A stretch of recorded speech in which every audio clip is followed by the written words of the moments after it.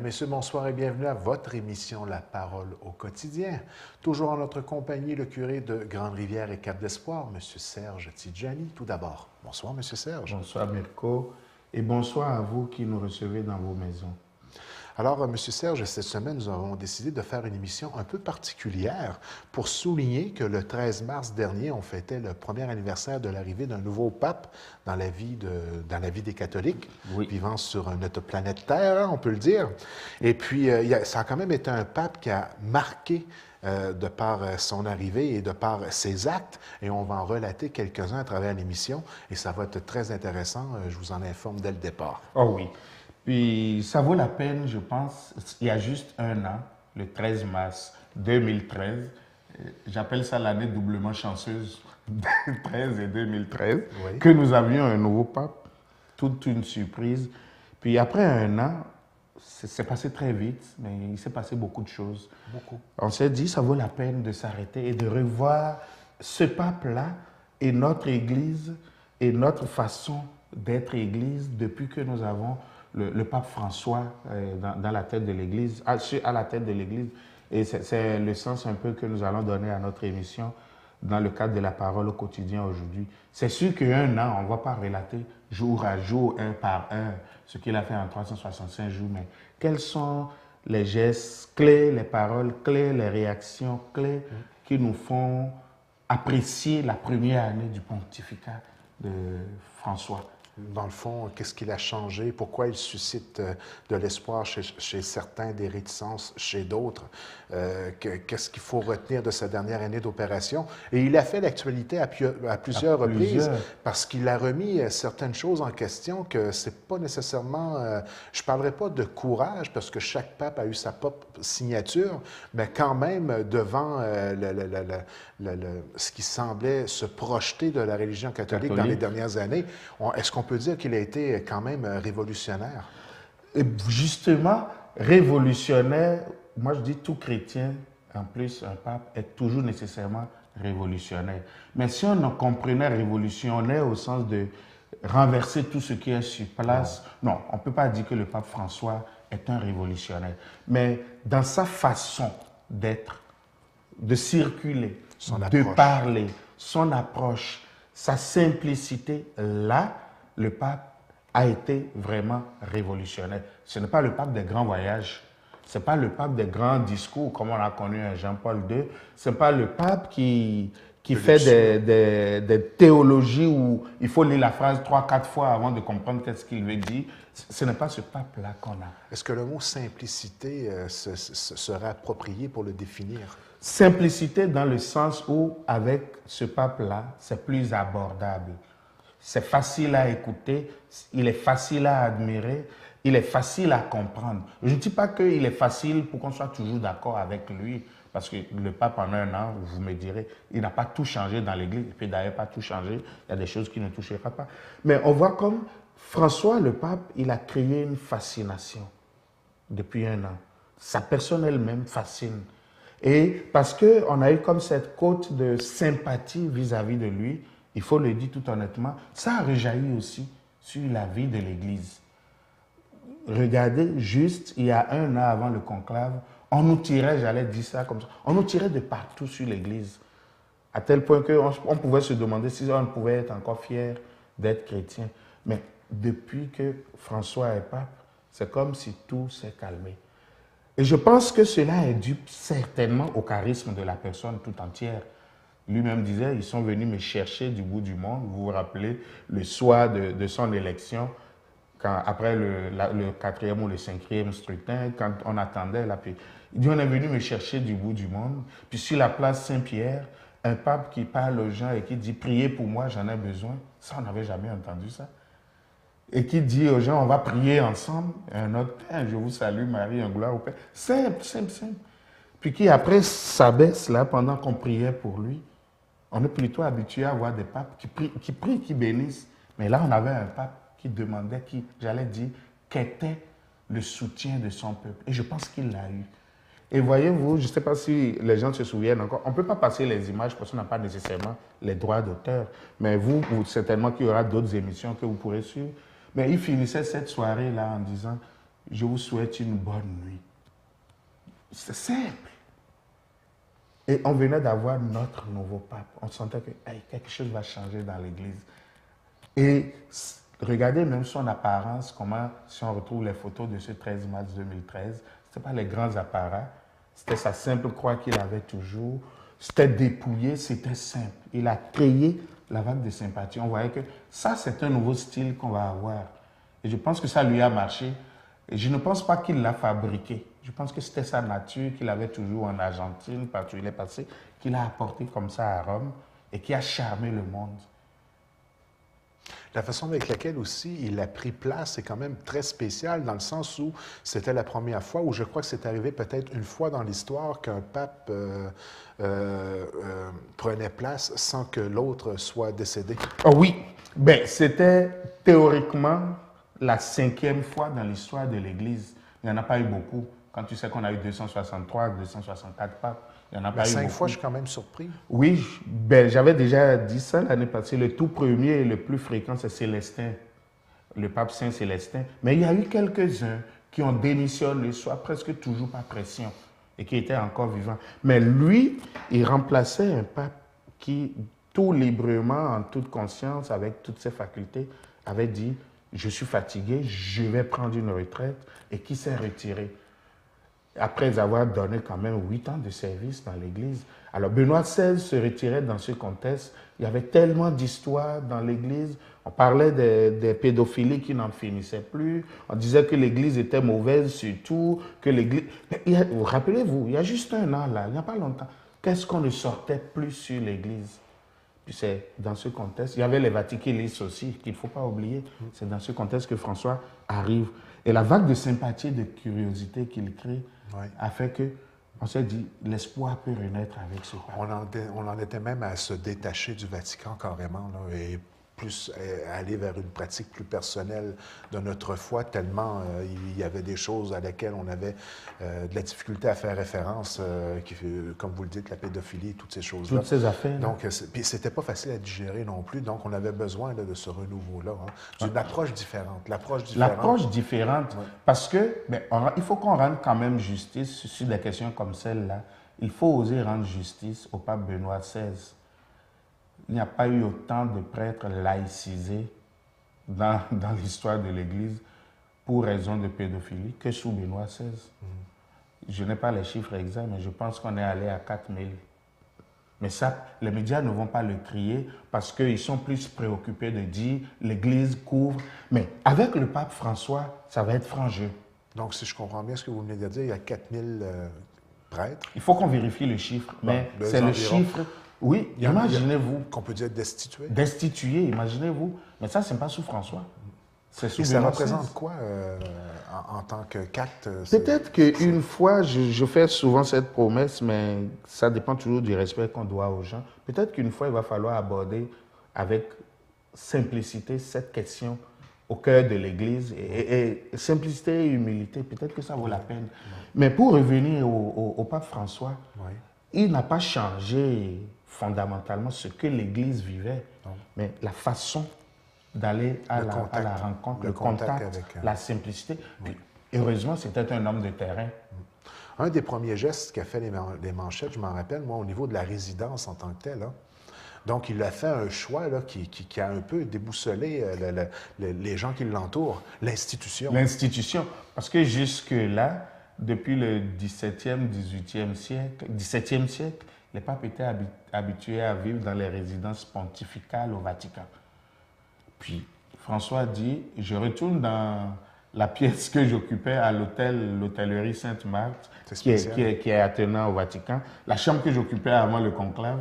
Vous devinez tout ce que ça donnait au protocole. Puis rien que ça, aller faire la sécurité du pape dans cet espace. Il dit, je ne bouge pas d'ici. C'était d'ailleurs, et tous les matins jusqu'à aujourd'hui, en temps normal, c'est là, à Sainte-Marthe, qu'il célèbre la messe avec tout le monde. Il n'a pas occupé les appartements du pape. Il va juste là, comme quand on va à un bureau, on le voit apparaître mercredi sur la place Saint-Pierre, on le voit apparaître à la fenêtre de la place Saint-Pierre. Mais il avait fait le choix qu'il n'avait pas besoin de ces appartements-là. Puis, ce n'est pas parce que c'était riche. D'ailleurs, quand il parlait 2 ou 3 semaines après, quand il parlait à des lycéens de lycée de Jésus, il leur disait, ben, vous n'êtes jamais rentré dans les appartements pontificaux. C'est pas si riche que ça. C'est froid, c'est vieux. Il dit, si je reste là, je vais faire une dépression. Je préfère rester là où il y a du monde, où je peux m'animer. Là c'est comme une prison. Voyez-vous, ça changeait totalement. Alors, moi, depuis qu'il a dit cette phrase, je ne suis jamais rentré dans les appartements pontificaux, moi non plus. Mais je n'en vois plus une affaire de richesse. Et il avait raison. Si c'était un homme de peuple et que là, vous allez l'enfermer, eh bien, ça a impressionné le monde. Eux, ils n'ont pas vu la solitude qu'ils voulaient éviter, ils n'ont pas vu la froideur de cet espace. Le monde qui voyait les appartements pontificaux comme un espace, un symbole de richesse, là, on change de regard. En voyant que le pape est capable d'aller habiter un hôtel, une chambre comme n'importe qui. Et cette vision de richesse du Vatican, elle était présente et elle est encore aujourd'hui. Elle est encore.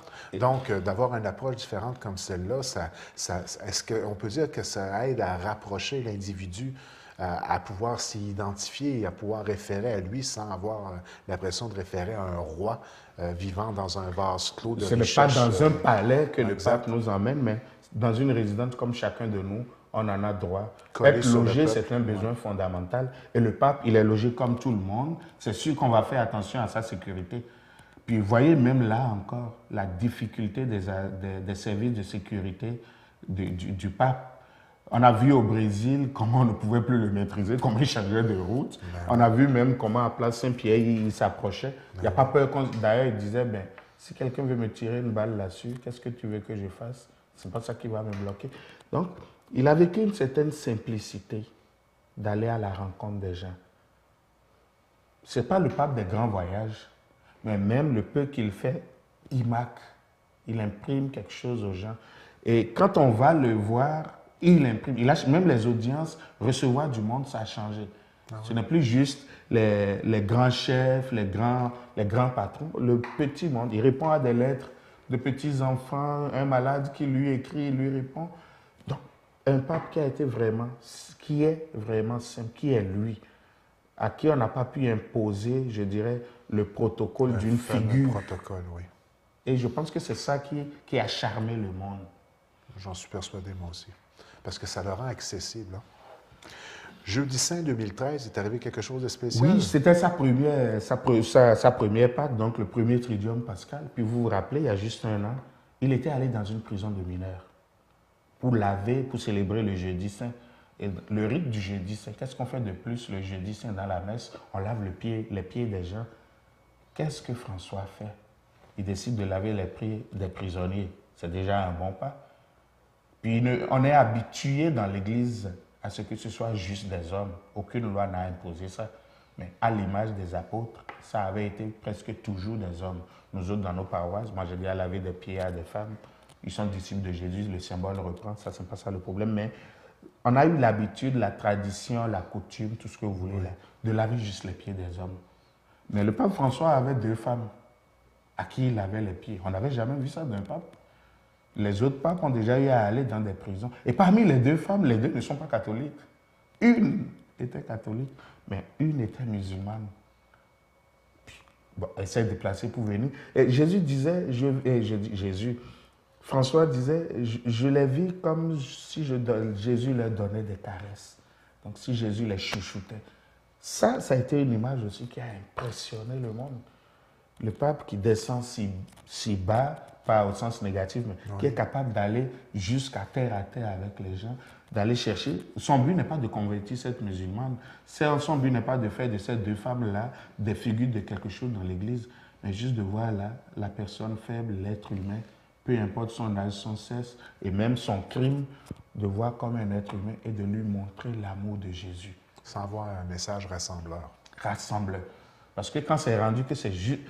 Tu as tous les chrétiens, mais tu es capable d'aller dans une prison pour vivre le Jeudi Saint avec des prisonniers. Je pense que ça aussi, ça a charmé, ça a captivé le monde. On a eu un pape qui nous charme. Ça, il faut le lui reconnaître. De sorte que même ces plus simples gestes, quand il les pose, du fait que c'est le pape qui les pose, on est émerveillé. Et je dis, c'est heureux. Enfin, un pape qui nous émerveille.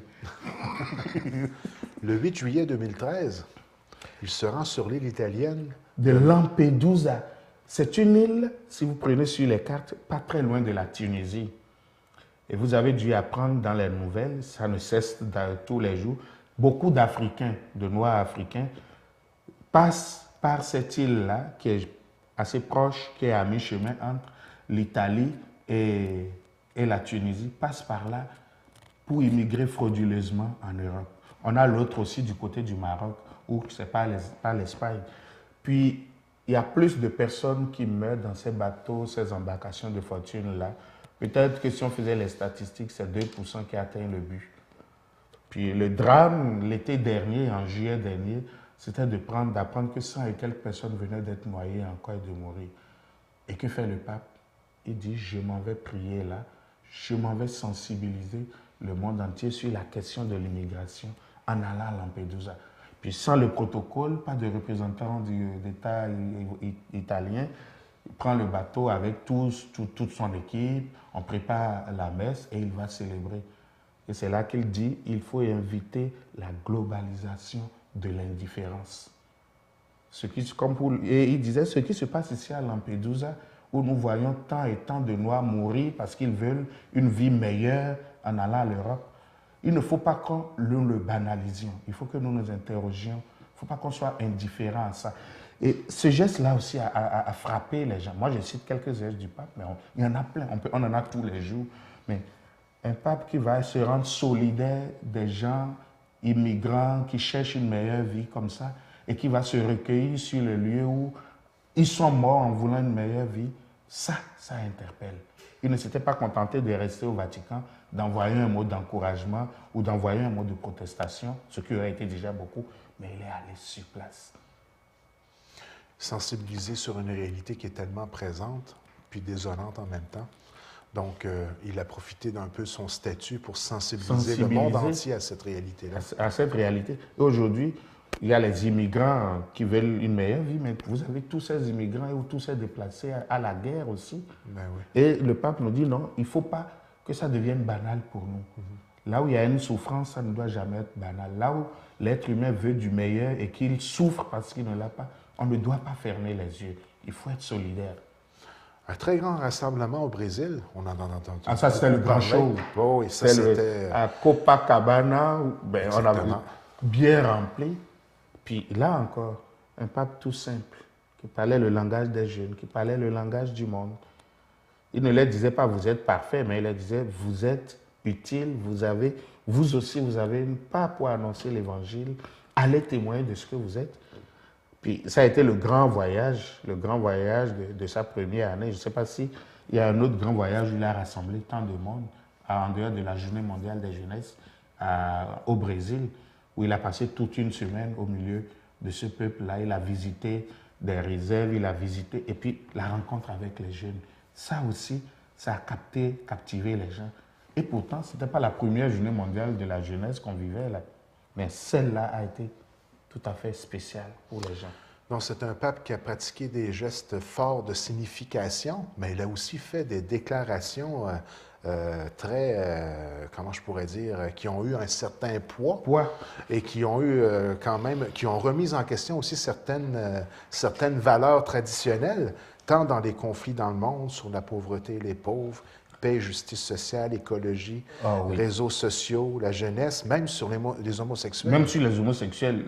Pour parler de ce dernier cas, voyez-vous, quand il revenait du Brésil, la longue entrevue qu'il avait donnée aux journalistes dans l'avion, puis on posait la question de l'homosexuel, des homosexuels, pas de l'homosexualité, c'est deux choses différentes, des personnes. Puis il disait tout simplement, si une personne homosexuelle cherche Dieu, qui suis-je moi pour l'empêcher de rejoindre Dieu? Et il disait après, mais pourquoi serais-je là à juger quelqu'un qui, de bonne foi, même s'il se dit homosexuel, cherche Dieu? Ce n'est pas à moi de le juger. J'ai plutôt à l'aider, sous-entendu, j'ai plutôt à l'aider à retrouver Dieu et à grandir en Dieu. Mais remarquez le pape François, il ne s'est pas arrêté là, mais il a dit, par contre, je condamne le lobby gay. L'individu, je le respecte, je le soutiens, parce que c'est un être comme moi, et je ne dois juger personne. Mais la question de la valeur et de tout le monde qui est derrière, qui font qu'on en fait un problème. Il dit non, le lobby, lui, je le condamne. Mais c'est déjà un pas. En fait, dans cette phrase-là, qu'est-ce qu'il a dit de nouveau? Rien. C'est tout ce que nous disons en chair, c'est tout ce que nous disons dans nos échanges. Mais qu'on l'entende, je dirais, en fait, de la bouche d'un pape qui dit « Je ne suis pas là pour vous condamner.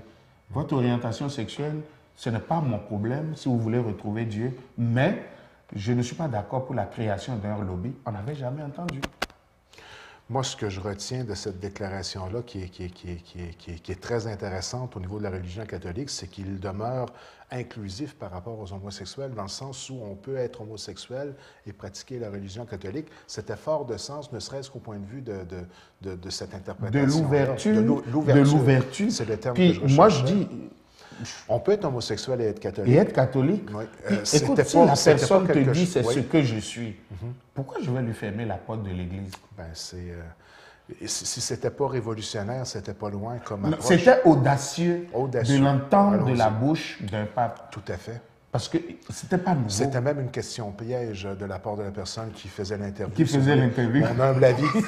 Mais François n'était pas gêné. Qui va pouvoir se permettre de faire une entrevue avec un pape sans y aller avec cette question-là? Cette question-là. Mais le pape a été capable de dire, ce que vous vivez, je le respecte. Mais sous-entendu, permettez-moi aussi de ne pas être d'accord avec certaines choses. Exactement. Et on pourrait faire une émission juste sur ce qu'il voulait entendre en parlant de lobbying. De lobbying. Et on ne tombera pas là-dedans parce qu'on va en avoir... On ne sortira plus. Exactement. Donc, on n'ira pas avec l'ensemble, mais il a quand même été sur certains... il a touché certains aspects, il a donné des opinions sur certains faits sociaux qui se déroulent dans notre monde. Vous voyez. Et puis, il a remis en question, parfois, certaines valeurs traditionnelles. On pourrait résumer ça comme ça. Oui. Je ne dirais pas qu'il a remis en question les valeurs traditionnelles, mais il a été capable de dire aux gens, faites la différence entre le respect d'une personne et les valeurs qui sont les vôtres. Et je pense que c'est souvent ça, la différence qu'on ne fait pas. Parce que moi, j'ai telle valeur et que lui n'a pas cette valeur, je le détruis, je l'insulte, je le dénigre. C'est comme si le pape Arrêtez de condamner. C'est ça, arrêtez. D'ailleurs, moi, si je résumais ce que je dirais du pape François en ce moment-ci, je dirais que c'est vraiment le pape de la miséricorde. Nous, il y a 2 semaines à peine encore, il disait dans une de ses messes, nous avons tous des faiblesses, nous avons tous des défauts. Donc, arrêtons de condamner les autres comme si nous en étions les meilleurs. J'oserais dire, et Dieu sait qu'on en avait besoin. Qu'on en avait besoin d'un pape, que la miséricorde est importante pour lui. Puis, parce que... il y a un mois à peu près, dans une de ces messes de jour, là, c'est drôle, hein, notre pape, drôle au sens où c'est vraiment charmant. Il disait aux gens, arrêtez de placoter, de papoter quand vous sortez de l'église le dimanche. Vous venez de sortir de l'église puis vous passez le temps à critiquer les gens que vous avez vus là. Les fameuses grandes conversations sur le perron de l'église. Ah, oui, je lisais ça il y a 4 semaines, je pense que c'était son homélie du 12 février ou du 11, je n'ai pas la date exacte. Je vous avoue, j'ai ri, je dis, c'est concret, c'est simple. Puis ça se passe encore. Aujourd'hui, quand on ne le fait pas sur le perron de l'église, on le fait au restaurant, on parle des autres, on dit qu'est-ce qu'on a vu. Le pape dit arrêtez ça là. Sortez de l'église, vous venez de vivre quelque chose de grand. Partez d'ici avec l'amour, soyez miséricordieux les uns avec les autres. Oui, c'est simple. Est-ce qu'il serait vrai de dire qu'il est en train d'initier une certaine réforme dans l'Église? Oui, réforme, oui. Sur la forme, c'est ça d'ailleurs le mot réforme, il touche beaucoup de choses à la forme. Son style, à la curie romaine, le G8, on appelle ça le groupe des 8 sages qu'il a créé pour dire réfléchissez sur la façon. Il n'y a pas longtemps, il y a 2 semaines, il a créé un nouveau ministère des Finances pour réfléchir sur la gestion de la Banque Vaticane. Ça, c'est des audaces qu'il a. En ce sens, on peut dire qu'il fait des réformes. Puis moi, je dirais, à la limite, là, c'est des questions de tout retour. Mais les questions profondes, dans 1 an, on va avoir un synode sur la famille. Qui veut dire, s'il vous plaît? C'est-à-dire la rencontre, je dirais, des délégations d'évêques, de laïcs, de prêtres, d'ici et là, de tout le monde. C'est le groupe des 8? Non, le synode des évêques. Et ils vont réfléchir sur la famille en Église. Moi, je suis pressé de voir qu'est-ce qu'ils vont dire. Toutes les questions que la famille pose, peu importe les continents aujourd'hui. Il semble très connecté avec la réalité d'aujourd'hui parce que lorsqu'on parle de la Banque du Vatican, ne pensons qu'à la réflexion qu'on a eue à l'Église de Cap d'Espoir il y a quelques semaines, où on entendait dans les chrétiens qui étaient présents la référence à la richesse du Vatican. Et Monseigneur essayait de relativiser, de nous ramener sur un raisonnement qui semble un peu plus concis, de remettre en question justement... Est-ce qu'on peut dire que c'est une réflexion qui est globale de l'ensemble des chrétiens sur... Oui, oui. Moi je pense que oui. Hey, la Banque du Vatican ou les finances du Vatican, regardez les chiffres, là encore je n'ai pas des chiffres exacts dans la tête, mais les 2 dernières années, 2013 et 2012, 2012 et 2011, ils ont été déficitaires. Alors, on passait le temps à dire l'Église est riche, le Vatican est riche. Oui. Mais les finances sont arrêtez de quitter des petites municipalités. Pourquoi qu'ils ne vendent pas leurs affaires au Vatican pour pouvoir rénover nos églises? J'ai déjà dit une fois à quelqu'un, la place Saint-Pierre, là, quand je vais la vendre, qui veut l'acheter? La basilique Saint-Pierre. C'est ça à quoi faisait référence Monseigneur Gagnon. C'est ça, qui va l'acheter? Oui. Ces infrastructures-là, ils font partie de notre patrimoine. Oui. Et est-ce qu'on doit s'en départir n'importe comment? Regarde, il y a une réflexion derrière tout ça aussi. Derrière tout ça. Et il ne faut pas toujours oublier que c'est la culture d'un peuple. Exactement. Les fresques de Michel-Ange à la chapelle Sistine ou de tous les autres là, c'est le patrimoine italien aussi, c'est leur culture. Si je le vends, à qui je le vends? C'est plus compliqué de les entretenir aujourd'hui que de les garder, mais on est pris avec. Donc, dans cela, il a quand même de l'audace de dire on va toucher les finances, on va assainir les finances, de nommer des gens qui sont en train de faire le travail. Donc, sans dire qu'il a des objectifs spécifiques derrière la tête, chose certaine, il chemine vers une certaine réforme. Il fait de grandes réformes à petits pas, avec beaucoup d'audace. Mais il y a aussi les questions... Sans créer la discorde. Sans créer la discorde. Et c'est ça la sagesse aussi. Parce que nous sommes sur 5 continents, nous sommes, je pense, 2 milliards de chrétiens catholiques dans le monde. Si on devait mettre des situations qui divisent l'Église, on pourrait assister à d'autres schismes. Donc la diplomatie, la façon de faire les réformes aussi, ça compte. Et je pense que le pape François est en train de réussir ça. Quelques documents importants auxquels vous voulez faire référence. Deux allusions. D'abord, il faut remarquer sa première encyclique, si on peut l'appeler ainsi, La lumière de la foi, c'était dans la logique de ce que Benoît XVI écrivait. Et qu'est-ce que le pape récupère cette encyclique, cette lettre que que Benoît XVI n'avait pas pu adresser à tout le monde pour dire, eh bien voilà, redécouvrez la lumière de la foi, vivez de la lumière de la foi dans le monde et montrez au monde que vous pouvez éclairer le monde. En gros, moi quand je lis La lumière de la foi, ce document-là, et ça aussi c'est une révolution de dire aux gens, aux chrétiens dans le monde, vous êtes une lumière là, vous avez reçu une lumière, mais vous êtes une lumière, brillez, brillez dans le monde. Et l'autre document que je trouve très important, c'est la joie de l'évangile. Evangelii Gaudium, pour le dire en latin. La joie de l'évangile est sortie à l'automne dernier seulement, je pense que c'est en novembre, 24 novembre. C'est la suite d'une rencontre des évêques du monde entier, puis toutes les propositions qu'ils lui ont faites. Mais qu'est-ce que le pape dit tout simplement dans ce document? Arrêtez de faire de l'évangélisation l'affaire de quelques membres dans l'Église. Tous les chrétiens, toutes les chrétiennes, chacun à son niveau, vous êtes des évangélisateurs, vous êtes des évangélisatrices. Et montrez aux gens que vous avez de la joie de croire en Jésus. La joie de l'évangile, c'est ça. La force est dans les disciples. La force est dans la joie. Quand on vous regarde, vous autres chrétiens, là, que vous soyez heureux de ce que vous êtes et que vous apportiez, que cette joie-là, vous le donnez au monde. Puis le pape est tellement simple dans son langage. Ça se lit très facilement.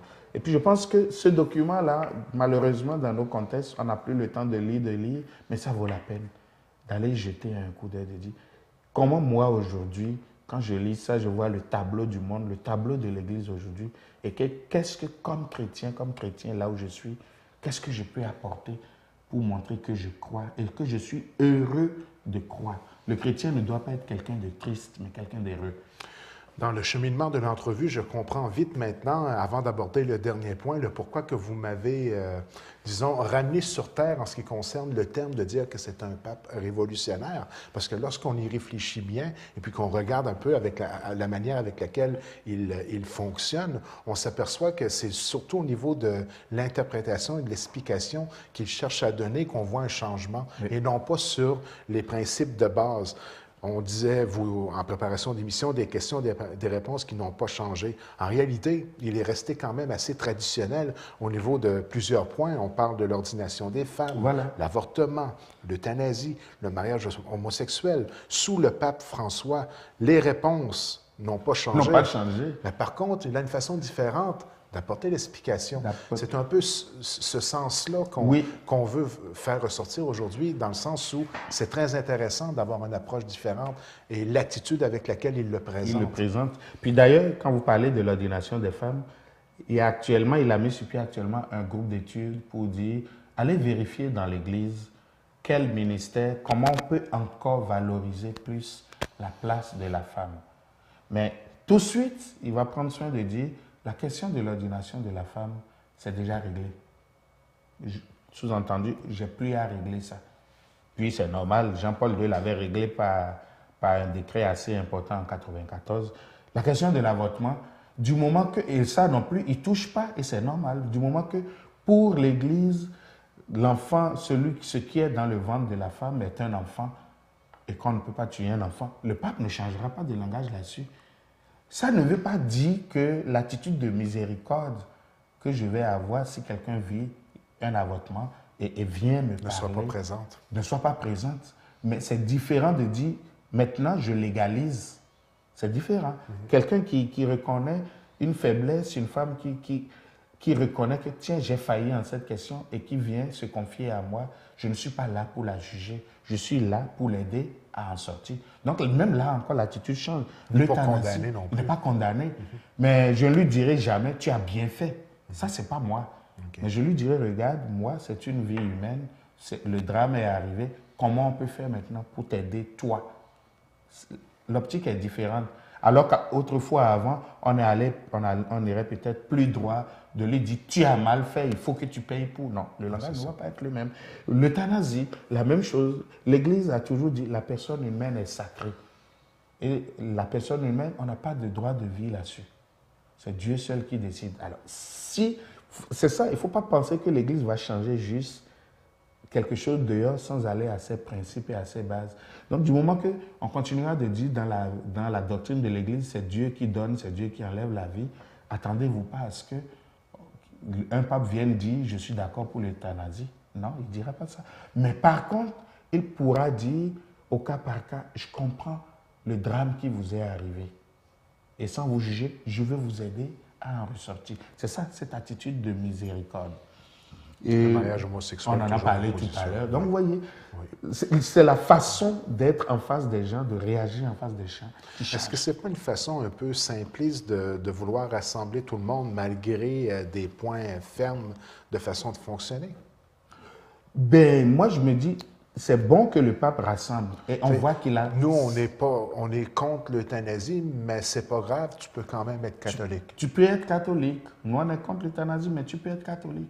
Si jamais... Je serais porté à dire, c'est une façon brillante d'inclure, d'être inclusif dans le processus. Mais si jamais... Tu sais moi, je dis aux gens, tu sais qu'est-ce qui doit être fait. Oui. Tu es là, tu le fais. Point. S'il t'arrive de ne pas le faire, sois honnête, sois sincère de reconnaître que ce que j'aurais dû faire, je ne l'ai pas fait. Et en ce moment, tu pourras te dire... Donc, il ne prône pas la désobéissance. Non, il ne prône pas la désobéissance, mais il reconnaît que nous avons des faiblesses. C'est la différence. Je reconnais que nous avons des limites. Oui, ne serait-ce que ce point-là, vous savez, on pourrait faire un 2 heures d'émission.